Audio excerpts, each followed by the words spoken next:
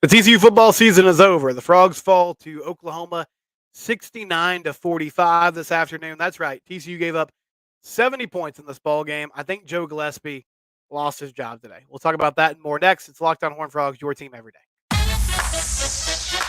You are Locked On Horned Frogs, your daily podcast on the TCU Horned Frogs, part of the Locked On Podcast Network, your team every day.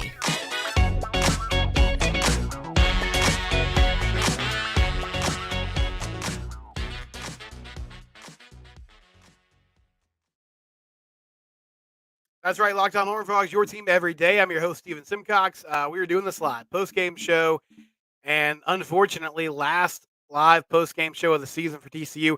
Had a chance to get to bowl eligibility if they could have won today on the road, but that did not happen. They lost in honestly embarrassing fashion. Now, the final score, you lose by 24 points. It was a two-possession game even into the fourth quarter, but the TCU defense just had no chance today.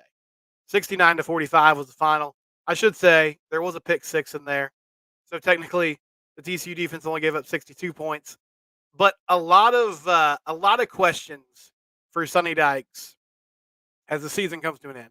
And I'll keep an eye on what his post-game thoughts are, what he says to the assembled media there after the game.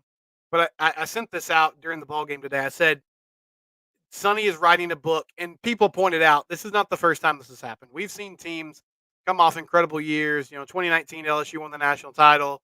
They come back in 2020 in the COVID shortened season, and they miss a bowl game. And Ed Orgeron, a year later, half a year later, is out as the coach. Gene Chizik took over an Auburn team that had a superhero in Cam Newton at quarterback, and then once he left, within a couple seasons, that was gone, and he was fired. So this is not the first time we've seen a dramatic fall off after. There's a lot of reasons as to why that happened. One of them being that they had a huge loss of talent to the NFL last year, and Gary Patterson and the last staff didn't do a great job of recruiting, especially in the trenches in their last few recruiting cycles. But Sonny wrote a book on how to go from seemingly untouchable. After last year, you thought this guy's safe for a long time. And maybe he still is. But it's hard not to think that next year is kind of a make or break season. I said before the game, I was like, I feel like this game is important because if you can make the postseason in a year like this, I feel like it shows proof of concept. Meaning, okay, you had a complete kind of reload year where you tried to fill in some gaps in the transfer portal. That didn't work. A lot of things went wrong. You had some injuries. You weren't as good up front as you thought you might be. But bottom line, all that being said, you went in there and won the game. Postseason. And I thought that would have been, a good, ultimately, it's not going to lead the college football podcast nationally, right? People aren't going to be talking about, oh, wow, TCU rallied and got to 6-6. And they definitely won't now because they didn't do that. But I just feel like it would have been a nice sort of moment for the staff and these players to say, okay, things didn't go our way, but we still made it to, the kind of the baseline goal that everybody in college football is shooting for in making the postseason. But that didn't happen. And really from the jump today, it was a close game in the first half, but it was just explosive play after explosive play for Oklahoma. And that's my biggest problem with this defense. It's, to me, it's not as simple as everybody's so caught up in the 3-3-5 alignment. And you can't just rush three people. And I understand that. But, if you look around football, not just college football, if you look, I broadcast high school games on the weekends too. If you look around the state of football now, pretty much everybody's running some hybrid of 3-3-5. Or a large percentage of teams are doing something like this. But this version of it under Joe Gillespie is so conservative.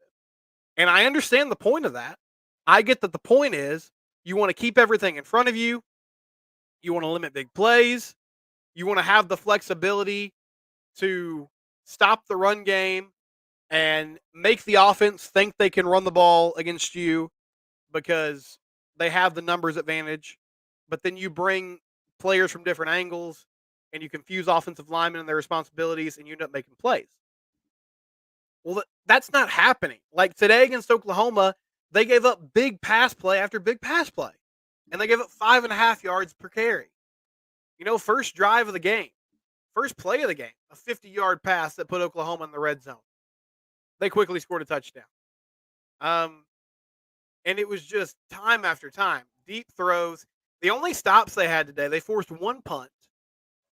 They had a interception on what was an underthrown ball where Dylan Gabriel had his man. I mean, he had the defender beat, but he lost one up and he underthrew the ball. And even though the receiver had a step, it gets picked off and they turn it over. And that was kind of the big moment in the game because they got a turnover and they went down and scored and made it a 14-point ball game.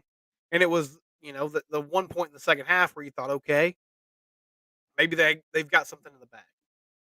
But my overarching point here, if you're going to play conservatively, and the point in doing that is to limit big pass plays and to limit explosive plays and force teams to go on 10, 12, 15 play drives, if that's not working, then be aggressive. Like if the whole point of what you're doing is not coming to fruition, if you're doing something to try and slow an offense down and force them to drive the length of the field, and that's not happening, then start heating Dylan Gabriel up. Like bring pressure, bring blitzes, throw some different looks at him. Because what are you protecting against? You're giving up big plays anyway. So I mean, are you going to give up big plays if you blitz too? Maybe, but let's try it. And this season, I think the defense has had some good moments, but whether it was the Colorado game where they just couldn't stop Shedeur Sanders and those skill guys, Kansas State was a total disaster on both sides of the ball, but the K-State offense just did what they wanted. They couldn't even force a third down in the first half of that ball game or late into the second quarter. And then today against Oklahoma, it didn't have a chance. And yes, there were some questionable calls. That throw and catch that OU completed around the 50-yard line, that was a fumble. It was a fumble. I don't know why Sonny Dykes didn't call a timeout. He definitely should have called a timeout. I'm not sure what his explanation is as to why he didn't do that. But that was a fumble, and it should have been TCU ball around midfield. And at that point, it was 7-6. And maybe that kind of changes the trajectory of the game. But that would have been one of 3 stops you made on the night instead of 2. I mean, it was just bad all around. And it's a secondary, a safety group that had loads of experience. You brought back pretty much all your safeties and linebackers from a team last year that went to the national title game. You brought back your best corner. You were shuffling some things around on the defensive line. That made a big difference. But I had high expectations for this defense, and they haven't lived up to it. Now, I'm not going to let the offense off the hook. This was the thing with the offense is it's fits and spurts. They looked really good in this ball game once OU had like a 3-possession lead. In the second half and the third quarter, they made some plays. They started hitting some passes, converting some fourth down, scoring touchdowns. Monty Bailey got going. But I mean, it's the same story as the Texas game. And in the Texas game, they played much better defense, and so they ultimately were able to work their way back in it. You can't put yourself in a 20-point deficit. And they do it by wasting possessions and by not being efficient. And they were bad in the red zone all year. They were better today. They were better the last 2 weeks of the season. But they get too creative. Kendall gets too cute. They don't execute well. And that's supposed to be Sonny's thing. This team doesn't play complementary football at all. Like the offense finally got humming today. And, they cut it to 45-31, and the defense immediately gives up a touchdown drive. Now, they forced a 4th and short, and it looked like maybe they could get off the field, but OU decides to go for it, and they run a speed option with Dylan Gabriel, and he takes it 40 yards into, TCU territory, almost to the red zone. And then a few plays later, they score a touchdown. When it was 14-13 and TCU had the ball, and they're driving a little bit, and it looks like, okay, they got a chance to take the lead here in the first half, and they can't do it. They end up, stalling out, punting, and then the Oklahoma offense gets going again. And that's just been the story all year. It's been very inconsistent. And so, I mean, what do you do about that? Like, I think part of that is definitely you have a offensive line that has not been good, but you're going to be shuffling around your offensive line again next year. I mean, Willis Patrick's moving on. John Lansley moving on. Andrew Coker and Brandon Coleman might also be leaving. You could be replacing four starting offensive linemen going into next year. So are you going to be better in that area? I don't know. We'll take a quick break and then we'll get into biggest priorities in the offseason. And I'll talk more about just, what happened today and the issues on offense and the issues on defense. Defense is stuck in my craw today. And I don't see it. When we come back, I don't see a scenario. You can't give up 70 points in a conference game like that and just run it back. Something has to change. And we'll talk more about that. And I threw it out on Twitter. I asked people what their biggest priority was going into the offseason. I got a lot of responses, so I'll work through some of that. This is the Locked On Horned Frogs post-game show, your team every day. If you need parts for your vehicle, eBay Motors is the place to go. I love eBay Motors, and I've told you guys this before. I wish I did. I don't know much about cars. Okay, it's just not my forte. It's not my expertise. Some might say, "Well, we feel the same way about football." No, you don't. But I definitely don't know about vehicles, and finding the right part for your vehicle can be really overwhelming. eBay Motors makes it easy with the right parts, the right fit, and the right prices. Their eBay Guaranteed Fit makes it really simple. You can put it in their My Garage feature, type in the make and model of your car, and then it'll let you know, yes, this is the right part, or no, it's not. You need to keep looking. They have a huge selection. You can't mess around with your car. You want it to be a high performance machine. It has to get you, from point A to point B, especially for folks that live in Texas. Public transportation is not the best thing in the world. Like, we don't have a lot of options. We have to have vehicles. Go to ebaymotors.com. That eBay Guaranteed Fit is available to U.S. customers. Right parts, right fit, right prices. eBay Motors. We are thankful for their sponsorship of the Locked On Network.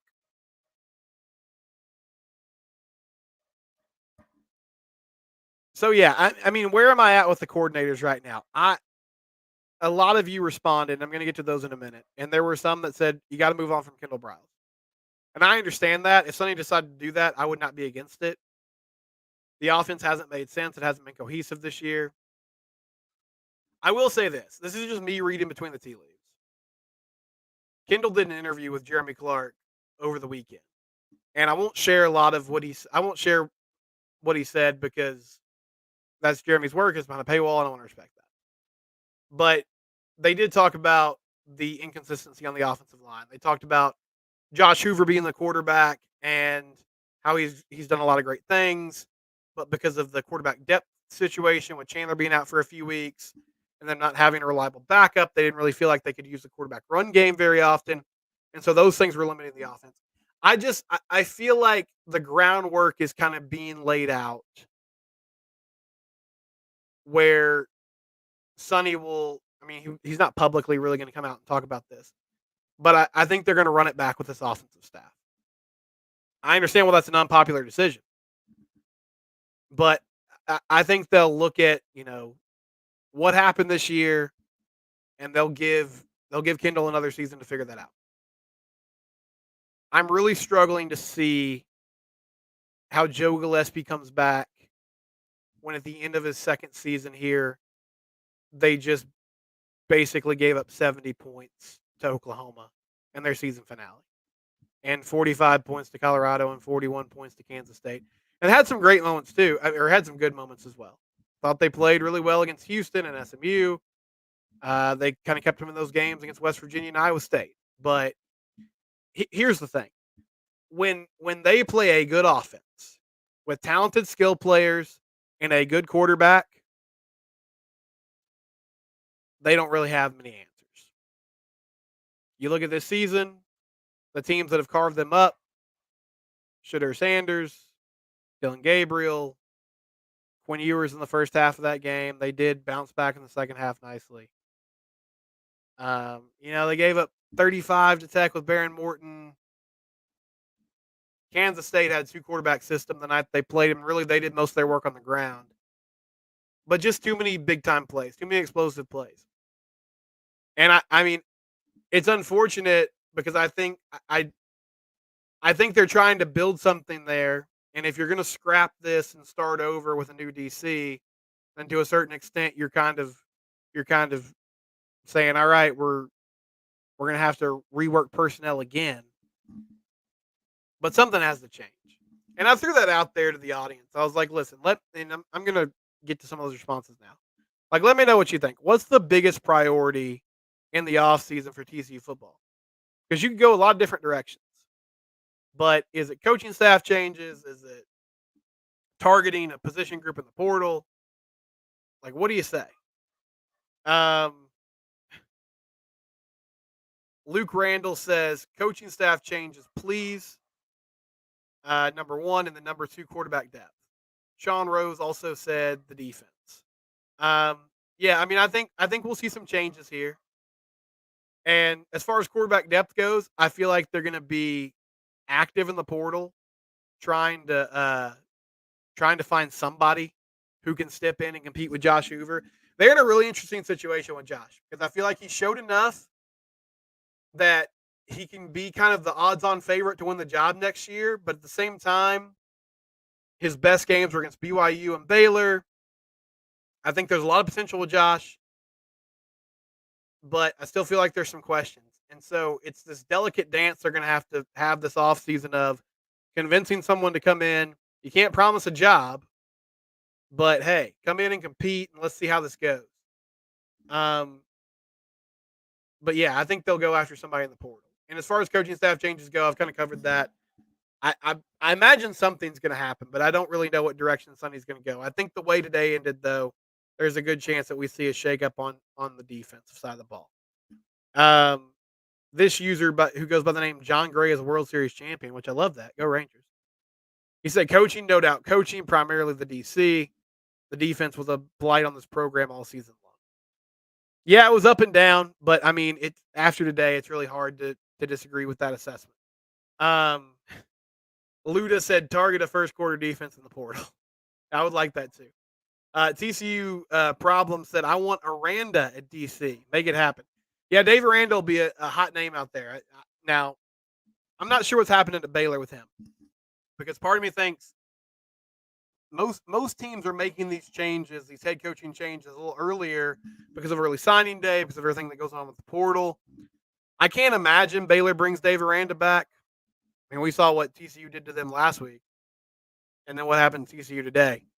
So I'd be all for Dave Aranda. I mean, he runs a 3.35 as well, but it's more aggressive. Won a national championship as a DC at LSU. I think it's going to be a really popular name, though. I mean, you're going to have to fight for Dave's services because if he hits the defensive coordinator market, then it's going to be competitive for his services. Trinity Jordan said coaching staff changes. Keller Frog also said coaching changes. So yeah, I mean, most of you are going that direction, which is totally understandable. Drake Toll from Locked On Big 12. I need to have Drake on this offseason. He said fire Kendall Briles. And Throwback Frog also thinks the OC still needs to change. Yes, the OC has been that the offense has been inconsistent all year long. And I would not disagree with the change, but I think they're going to run this thing back. And here's what I'll say. My biggest priority for this team, and this, disagree with me if you want, that's fine. It's probably not the first thing on everybody else's mind. I think you got to go get offensive linemen in the portal. And it's going to be a tough thing to do because O linemen and D linemen get paid in college football now.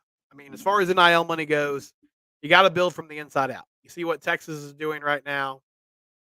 I mean, they're getting after it with a big O line, a big D line, and they're building this thing the right way. If you want to be a high octane offense that goes at a super fast speed, and you want to throw the ball over the place with Josh Hoover, you have to get better up front. You got a good running back in Amani Bailey. We'll see what his decision is. But bottom line is if you can't block, your offense is going to be either inconsistent or bad. Maybe both.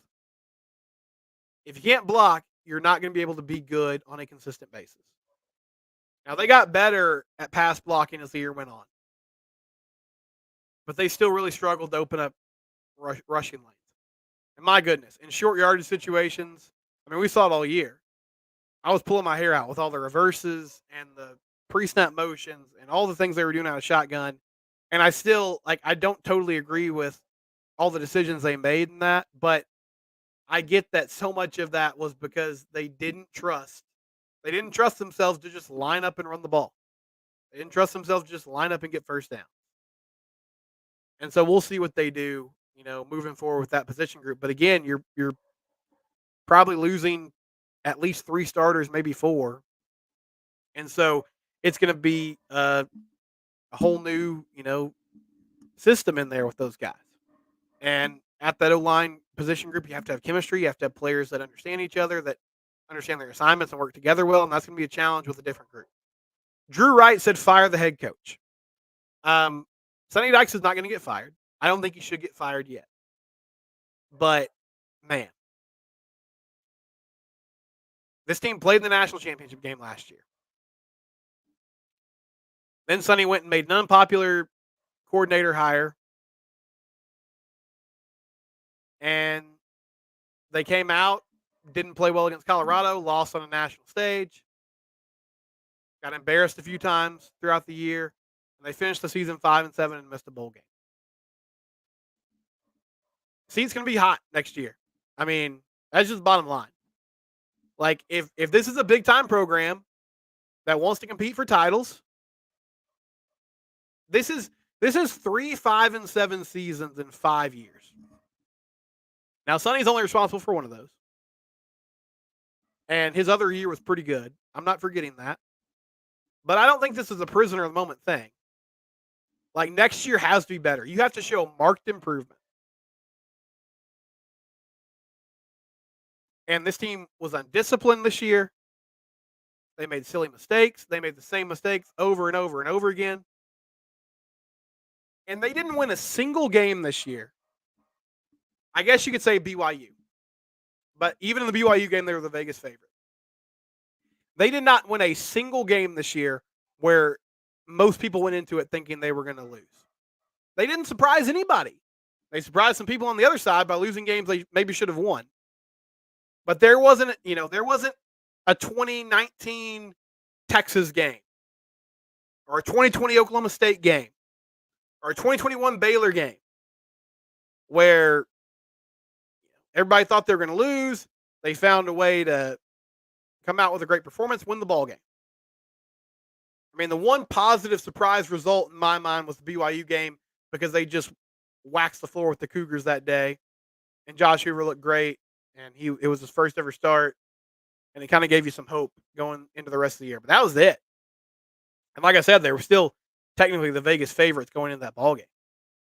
So it's a put up or shut up season next year for TCU football and for this coaching staff. They're going to have to figure it out and find a new way to go about this because this season was not the way to go. William Robinson said, "Let's go after the Mississippi State quarterback. He's in the portal." Yeah, Will Rogers is in the portal, and he's had a good few seasons. He's familiar with the air raid plan under Leach before Leach unfortunately passed away this prior offseason when they had a new coaching staff. I would be interested in Will. I don't know. Like, he's very experienced, and he's had a lot of time in the SEC. So I think there'll be a lot of people after him. He's more of a pocket passer. He's not really a dual threat guy. But yes, I would be down for Will Rogers if it's a possibility. I'm thinking he's going to want to be at a place, though, where he's kind of guaranteed to be the guy. And I'm not sure that's going to be TCU going into next season. We'll wrap things up when we come back. It's a live post-game show. TCU loses to Oklahoma 69-45. We'll continue next year on Locked On Horned Frogs. Download the Game Time app today. Use the promo code Locked On for a $20 off coupon. You get $20 off. It's not a coupon. Digital coupon, I guess. but you get $20 off with the code Locked On your first purchase. Game Time app's great, and you can use it for TCU basketball games, concerts, bowl games. If you want to go to the Armed Forces Bowl or the First Responder Bowl, just as a spectator, you could use the Game Time app. One thing I love about it, they show you exactly what your view is from your seat. They have a picture up there. You see it. Okay, this is what I'm going to see when I sit down. Love using the Game Time app. It's super easy to use. You can get tickets with a few clicks of a button. You go straight to your phone. Again, that promo code Locked On to get $20 off your first purchase. Game Time app, best place to find tickets for shows, movies, sporting events, and more. Download the Game Time app today.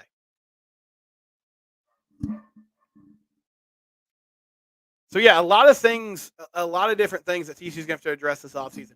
And one thing you'll have to do as well. Another thing that frustrated me about the defense, and you saw some of the young safeties get in the ball game as the year went on. Not so much on the defensive line, but you have a lot of young players in that 2023 recruiting class that was very highly rated by the recruiting services, and you're going to have to convince those guys to stay, and productive players too. I mean, I'm not reporting anything, but like this is just the world of college football now. You'll have to get in a room with those guys and be like, "Hey, we want you here. Please don't go in the transfer portal. Please stick around. Things are going to be better next year."